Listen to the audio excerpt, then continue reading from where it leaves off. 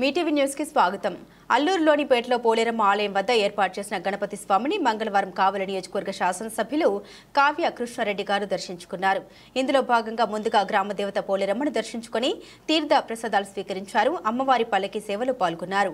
అనంతరం అక్కడ ఏర్పాటు చేసిన గణపతి విగ్రహం నిమజ్జనంలో భాగంగా ప్రత్యేక పూలతో అలంకరించారు. ఈ సందర్భంగా గణపతిని దర్శించుకుని తీర్థ ప్రసాదాలు స్వీకరించారు.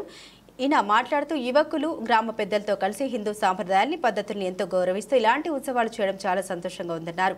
ఇందులో భాగంగా తమ అత్తగారు గ్రామమైన అల్లూరులో కార్యక్రమాల్లో పాల్గొనడం చాలా సంతోషంగా ఉందని ఆయన తెలిపారు.